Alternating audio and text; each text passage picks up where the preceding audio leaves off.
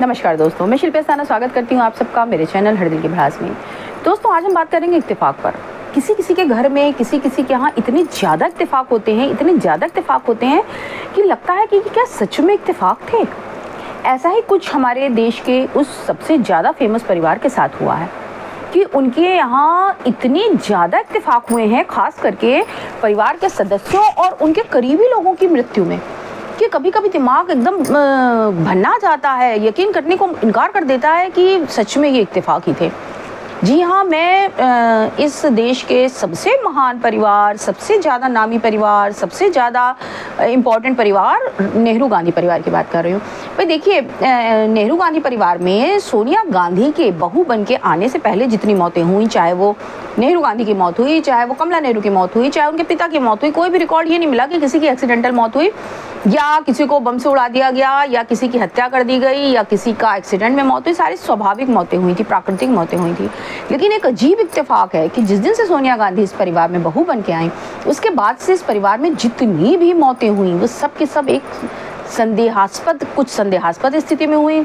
कुछ किसी को बम से उड़ा दिया गया, किसी को गोली से उड़ा दिया गया, किसी को पता ही नहीं चला कि कैसे मरा। भाई वो अपने गेस्ट हाउस में या कहीं किसी अपने फार्म हाउस पर मृत मिला।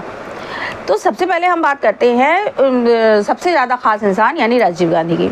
राजीव गांधी ने अपनी ज़िंदगी में 181 रैलियाँ करी और उन समस्त रैलियों में सोनिया गांधी हमेशा उनके साथ रहती थी। लेकिन जिस दिन राजीव गांधी को बम से उड़ाया गया, उस दिन सोनिया गांधी उनके साथ नहीं थी।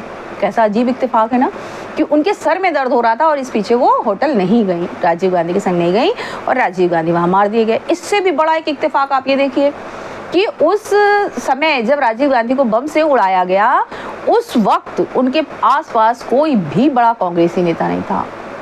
14 लोगों की शायद उनके साथ मौत हुई थी उस बम ब्लास्ट में, लेकिन उसमें से कोई भी बड़ा कांग्रेसी नहीं मरा था, सब आम लोग थे।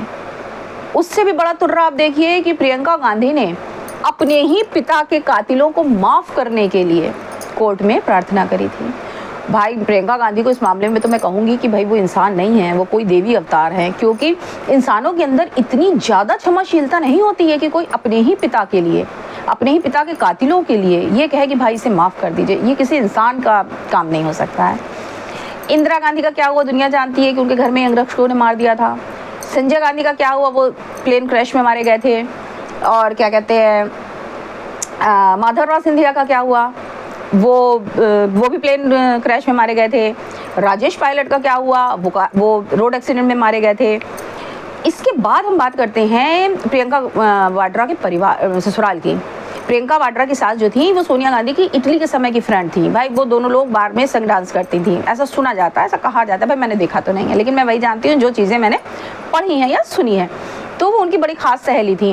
उनके ससुर जो थे वो दिल्ली के किसी गेस्ट हाउस में मृत पाए गए।